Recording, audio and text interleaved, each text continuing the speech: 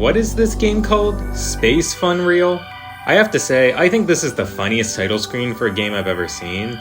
You have this guy in the background who looks like if Whiteface got left in the sun for too long.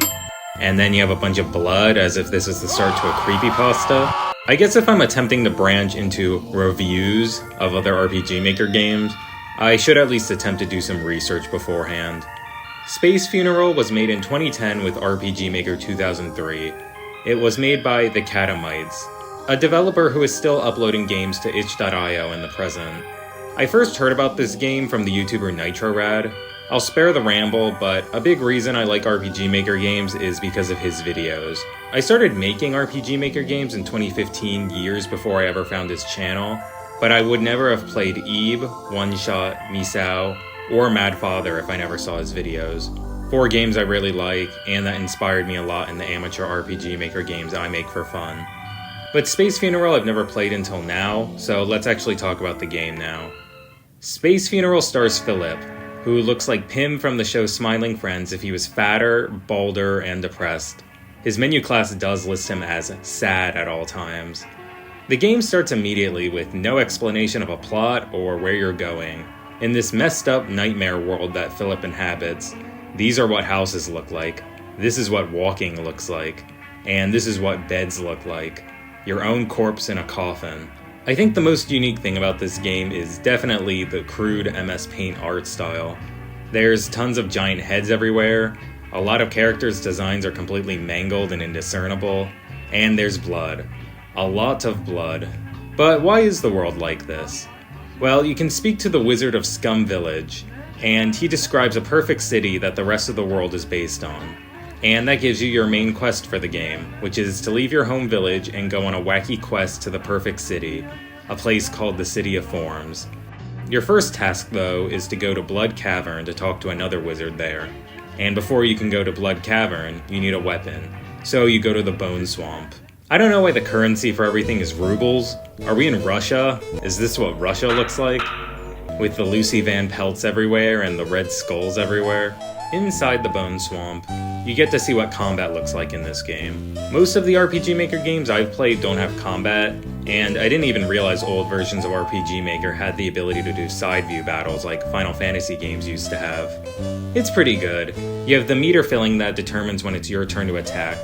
Your character can also use a lot of special attacks, as well as items in battles.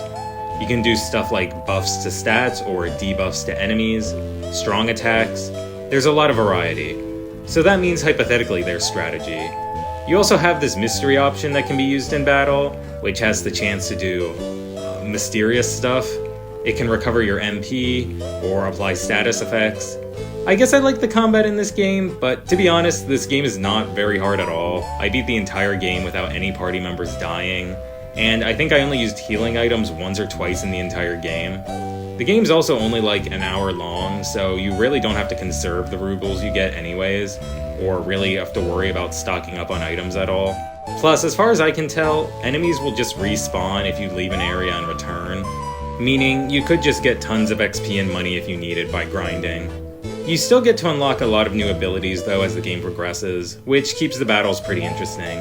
And because battle encounters only trigger when you touch enemies in the overworld, opposed to random encounters happening from walking around, it means you can also avoid most battles by dodging the enemies. The theme that plays in battles is good, even if it kinda sounds like a bunch of car horns going off.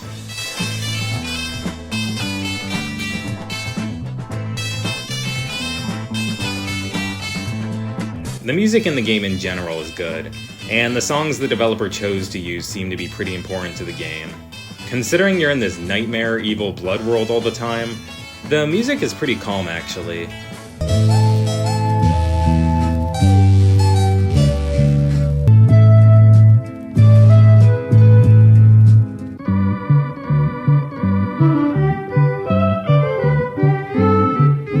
None of the songs are grating or annoying. I like the music in Scum a lot, how it has lyrics that are kind of indiscernible.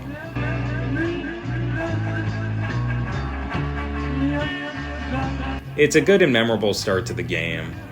I guess the vibe I get from this game is that you're in this nightmare evil blood world, but most of the people here are pretty chill and relaxed about it.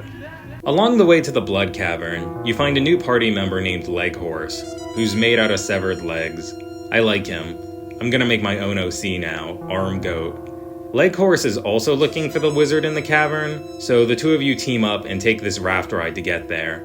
While on the raft, Leghorse points out something called an error, some sort of glitch made of different graphics, something that couldn't be remade when an event called the Great Change occurred. It reminds me of the Squares in One Shot or the old Data and Inscription, which are two of my favorite games. When you finally reach the Blood Cavern, you'll notice that like a lid on the spirit, aching for the light. And when embracing the horizon... Who's talking? Who is that? I can record audio like this too. When the moon hits your eye like a big pizza pie. You find the wizard you and Leghorse were looking for, but he'll only help you if you let him drink some of your blood first. This man really wants the red stuff. He's literally standing in a cavern full of blood, but he'll only drink your blood. So typical. He can't change Leghorse back to normal, upsetting the horse thing. But the wizard encourages you to continue to the City of Forms. On the way out of the cavern, you have to fight the Blood Ghoul. Who is this Jumbo Josh looking guy? The town of Malice is probably my favorite area in the game. You have a post office, a pleasant farm with free-range meat you can pick, and most importantly, a gang of criminals led by a man named Rip the Blood. You gotta go talk to a djinn while you're here in Malice, and Rip the Blood's in the way of that. These are some pretty peak enemy designs for an RPG, I gotta say. I would start smoking if it meant I could spell out cool words like that. My favorite enemy in the game is probably Bomb Dog. I like when RPGs have bomb enemies you have to put your attention to kill first, but the design is so lazy that it's funny to me. Besides the graphics, the other thing that stands out to me in this game is definitely the comedy. The dialogue in the game is pretty funny because it doesn't really feel forced in any way. To me, most of the funny stuff comes from the way stuff is capitalized and the general indifference a lot of people have. The graphics too add to it. They say these mummies in the desert are super deadly, but they're kinda just doing a little jig. It's catchy. I like what the shopkeepers say too, either threats or nonsense. Anyways, to get to that djinn, Philip and Leghorse have to infiltrate the criminal's hideout to fight Rip the Blood. I do like the hideout because it has obstacle dodging. I think making segments involving dodging obstacles is an underrated RPG Maker game mechanic. Like, look at this alpha gamer dodging I'm doing. Bam, boom, bop. Rip the Blood won't know what hit him. The djinn turns out to be a fluke anyways when you reach the end of the criminal hideout. He can't fix Leghorse either, and he can't even give me the happiness like I wanted. He just gives me a self-help book. First off, I don't know how to read, and that's also too many words for a book title anyways. Then he turns Philip into a fish to add insult to injury. And as if this day couldn't get worse, there's a wizard in Malice that will only turn you back to normal if you pay him off. It's a good thing money isn't very sparse in this game, and that I could afford to pay him. I don't know what would happen if you just stayed a fish for the rest of the game. Philip and Leghorse continue their quest to reach the city, and they find themselves in the Mystery Forest.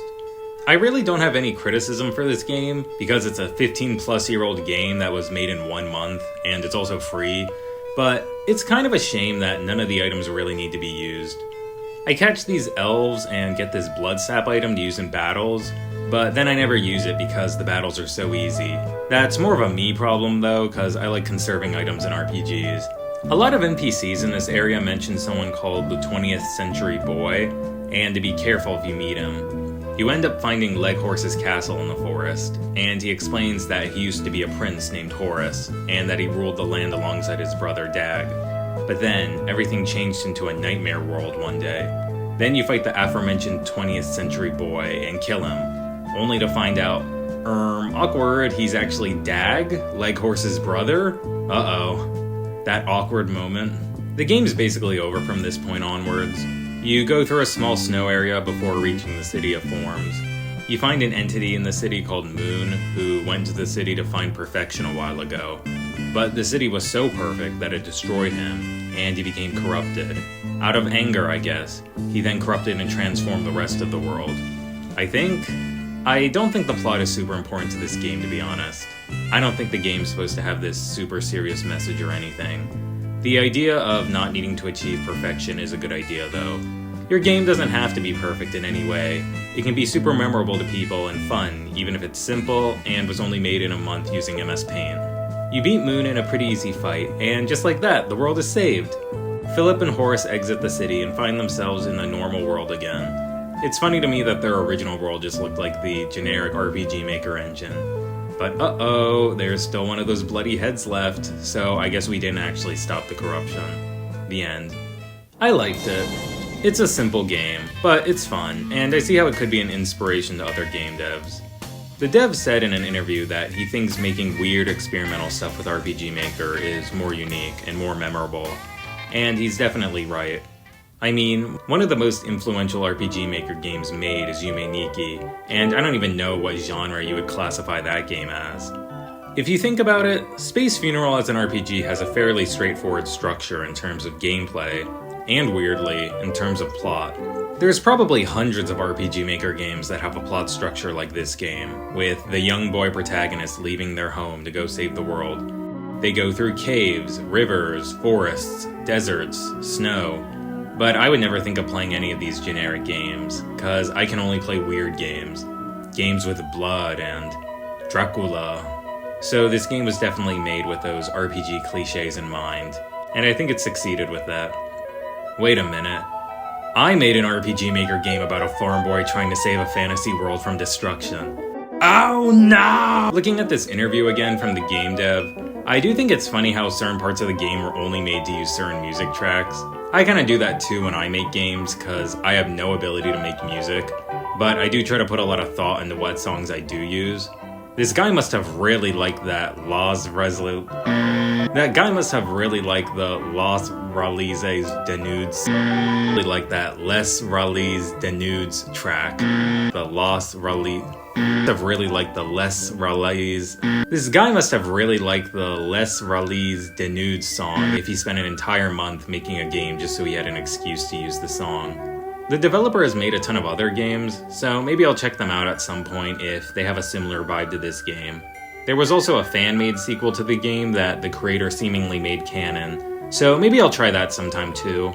I definitely recommend checking out Space Funeral if you're into weird, surreal RPG Maker games, and if you haven't played it in the 15 years it's been out for, so I guess now's your chance. It's short, but sweet. Actually, it's not sweet, it's like gross and bloody. So it's not short but sweet, it's short and festering. Like my finger I accidentally cut off when I was trying to slice an apple a few minutes ago. Cue the new outro.